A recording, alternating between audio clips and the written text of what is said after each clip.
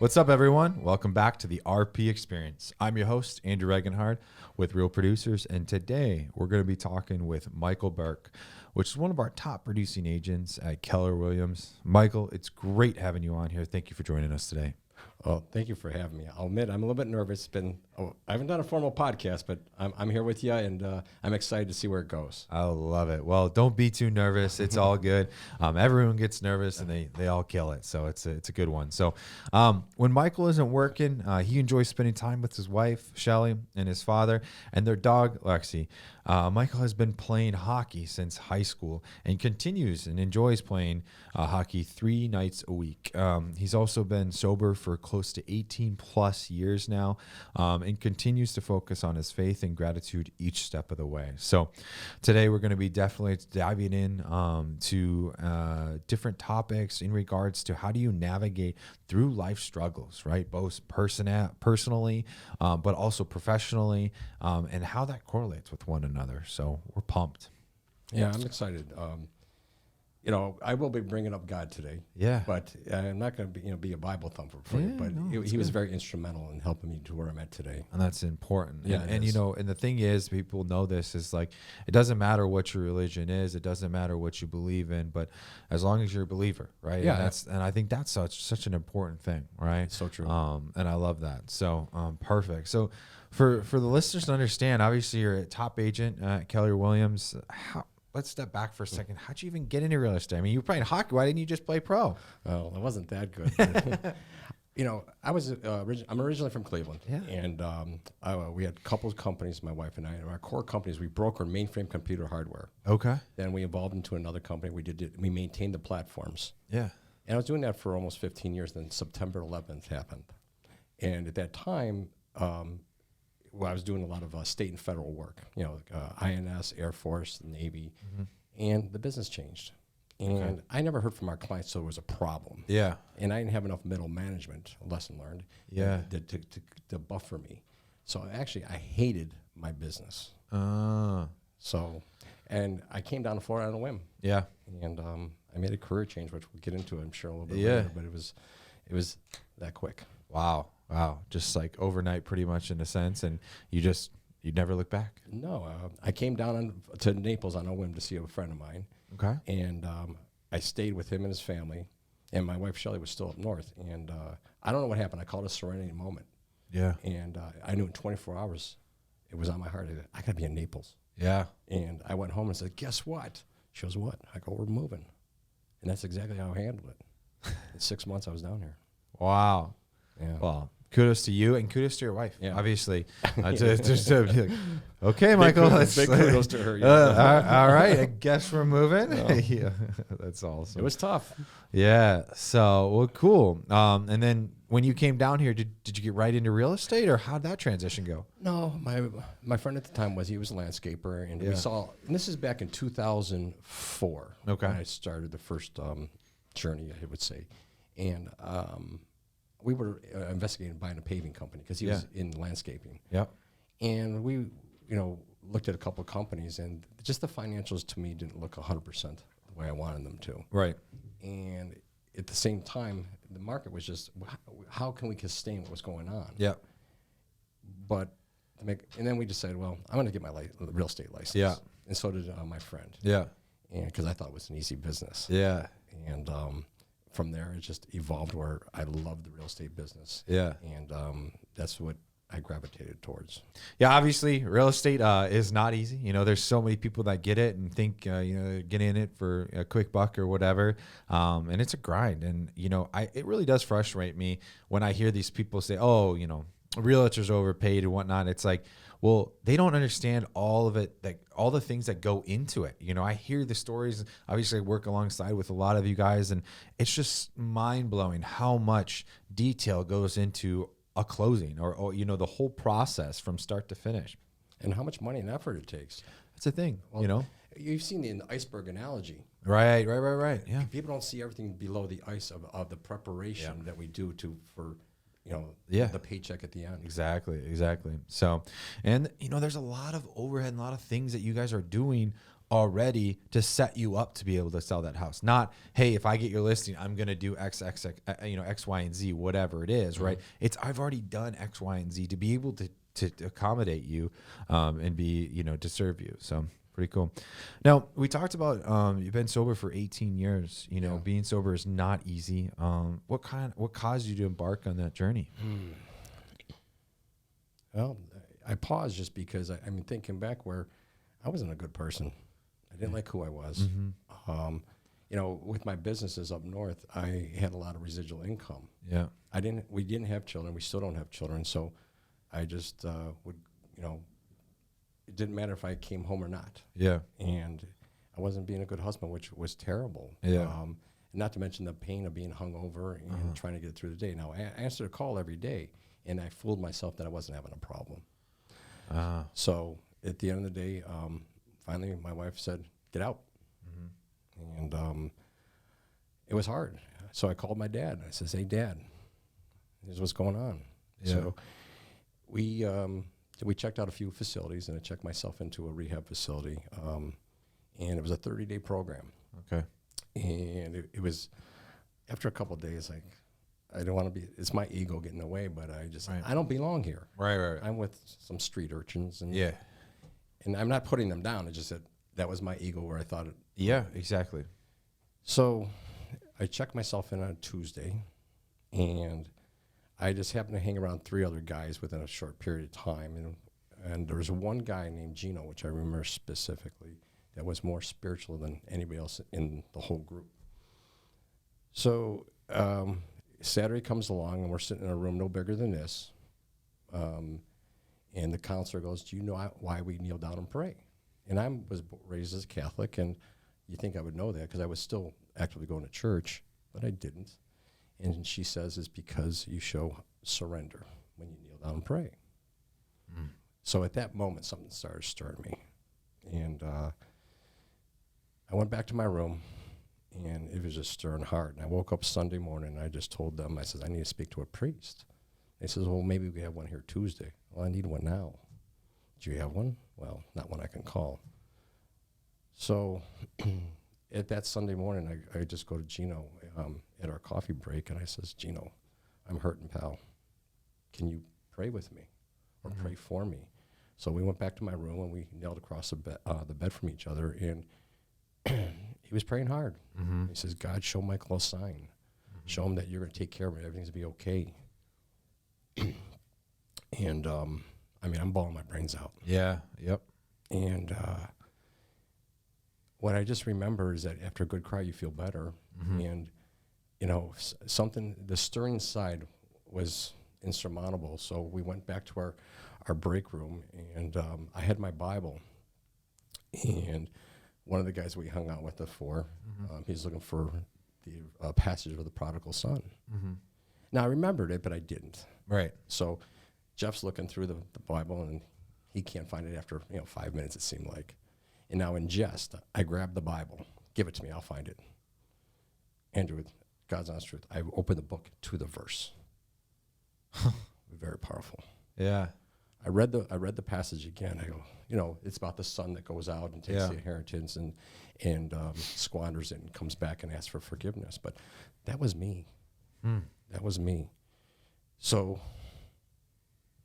at that moment, my urges to drink and use went away like that. Right. And I never drank again. Wow. And my father, my wife, they accepted me back with all my inefficiencies. It's taken a long time, don't get me wrong. The hardest person was to forgive was myself. So it's taken a long time. But, I'm a better person for it. I still hear about it once in a while, but I made that bet. I got to lay in it. Yeah, exactly. So I did, have to go to AA. It was part of my thing. But I still get all my strength from going to church and sharing my story like I am now. Yeah. We appreciate you sharing it. And I know there's definitely a lot of listeners that admire, the strength that it takes to get on here and talk about your journey. And I hope there is some listeners that are out there that are going through different struggles that you're helping them, and they understand that they're not alone. Well, I appreciate that, and everybody's got a story. I'm Right. I'm willing to talk about mine, but if somebody wants to reach out to me and talk about it a little bit, I mean, that's how I keep going forward. Right. I don't want anybody to struggle. Right. But when I hear somebody else talk about their story, it keeps me sober. Powerful stuff. Well, how do you think you dealing with those challenges kind of correlate to everyday business, within real estate? Because the one thing I think of when I think of real estate, I think of ups and downs, right? And a lot of people will turn to alcohol or drugs or anything, right? Any substance of some sort because of the lows, right? They want to chase the highs, right? So how do you deal with those struggles, and how do they correlate? It's still a battle to me, and I have a real estate coach, and it's just I'm a control freak. I need to let go. So let me read something to you. Okay. And I use this in every aspect of my life, and my teammates sometimes get tired of hearing it. All right. God, grant me the serenity to accept the things I cannot change, the courage to change the things I can, and the wisdom to know the difference. Wisdom, know the difference. Yeah. So I use that in every aspect because we are in a tough world with the real estate world right now, and the competitive nature and lack of listings. Yeah. But politics and what's going on in Ukraine, there's things that we can't control. Oh, for sure. And Totally out of our I don't want to take them and put them in my luggage. Right. I got my own luggage I got to deal with. Right. Interesting. So when you say that, like, obviously there's so many struggles, right, with the current market or this current world, right? What has been the biggest struggle for you compared to this current market versus previous? Like, let's say the '08, the different ones, right? Like, how would you describe this market compared to that '08 or that other one? And I'm not saying, by the way, everyone on here, I'm not saying today it's going to crash, and I'm not saying we're in a crash or recession or anything. I'm just saying we're dealing with struggles just like people were dealing with struggles at that time. Well, that's a great question. And in my professional opinion, back in '08 and '09, is that there was a lot of predatory lending going on. We don't have that. It's been tightened up. Right. Yeah. In addition to that, there's lack of inventory versus major surplus of inventory back at that time. So whether somebody had a $500,000 house and had to sell for $350,000 in a short sale, they still need representation. So today, before COVID, we had 18,000 listings in the MLS. But today we have 2,900. And we have 15,000 agents between Marco Island and Fort Myers. I think it's higher than that now. It's got to be. I feel like every day. I was just talking to a friend of mine, but it's up there. But Yeah. we got to be on our game. We got to be on our game. Now, it's tough. I mean, we're writing sometimes 10 offers to get one consummated deal. That's true. It's frustrating. Yeah. So- It's so different. I mean, it's so different, right? It's selling a home that's worth $500 for $350 in a short sale, but it's still challenging, and you got to be on your game for that because there's probably so much that goes into it. Just like you have to be on your game to try to get a listing that 40 other people are all trying to get at the same time. And you're 100% correct. So he or she who is in the best relationships, whether it be a buyer or seller, is going to win. Because when you don't get a deal that you're successful in the bidding process or the escalation clauses, we have to set the expectations up front. Yeah. And be honest with them. And if this one doesn't work, trust me, we'll get you another one. But if you want this property, I'll give you the CMAs what it's worth. But it's not about what it's worth. It's what the value, where the value we want to take it to and cut it off at. Right. It's a different conversation. Yeah, that's true. And I think what people don't realize, especially if they're coming from a different market that's not as inflated or crazy or demand heavy, whatever you want to say, because everyone thinks different, right?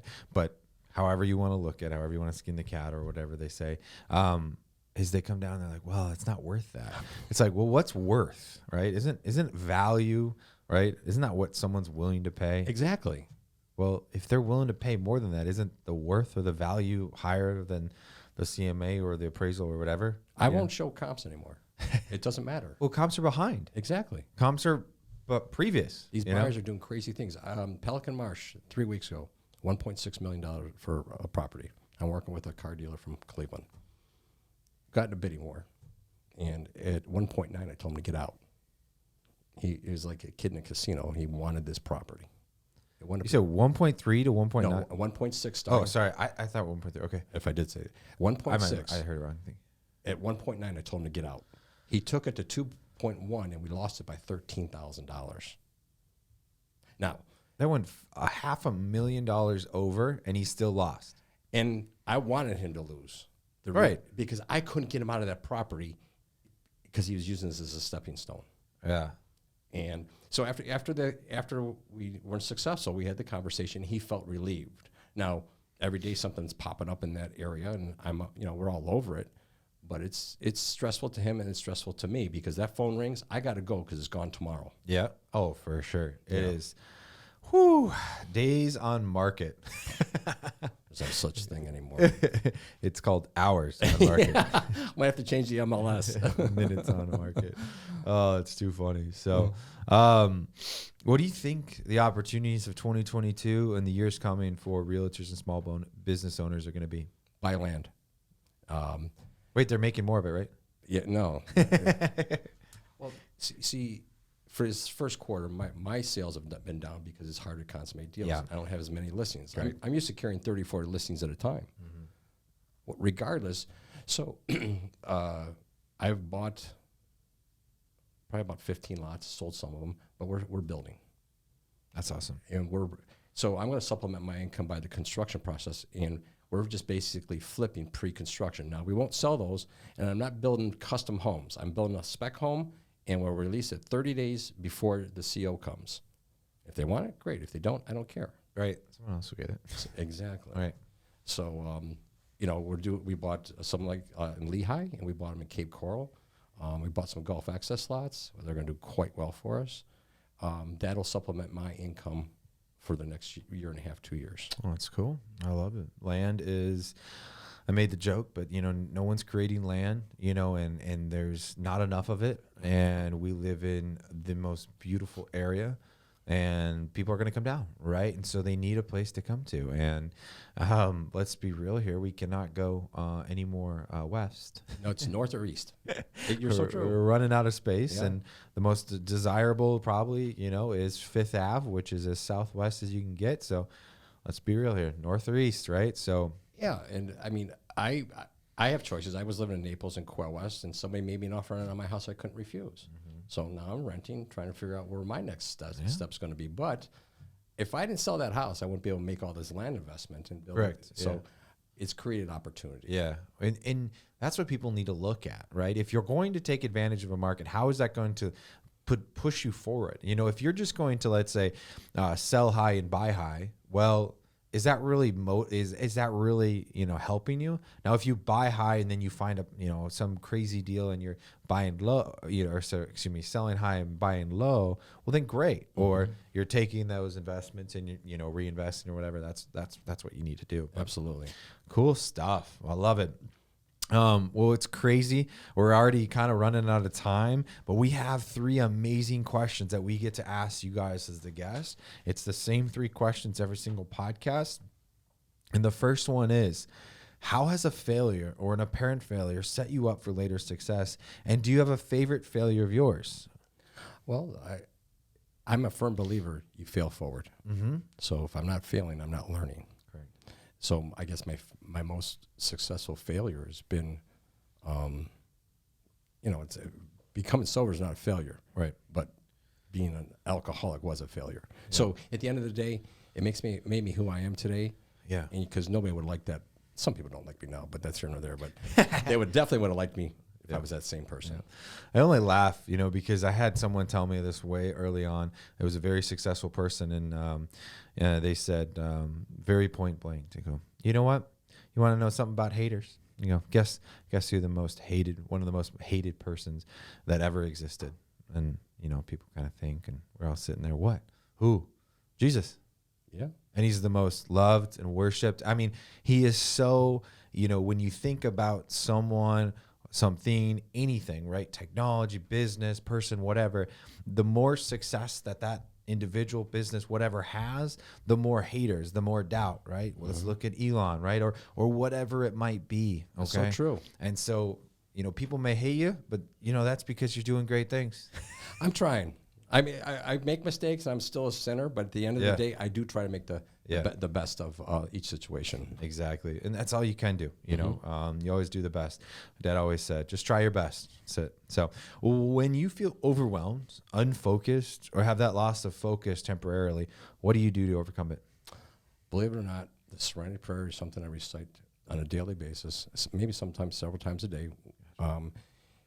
I can't listen to the news anymore, even in my car. So I like to listen to Joel Osteen. Okay. Joel is the Tony Robbins of Christianity. Okay. I like him or not, he's just positive, he's upbeat, and he sets me straight. So, and then also probably going to play hockey, because where else you go kick somebody's ass and not go to jail? That is very true. That's very true. It's like football. People are like, every single time coach is like, guess what? You have no excuse. You get until that whistle blows, you can go as fast, as hard as possible at someone else. So that's so true.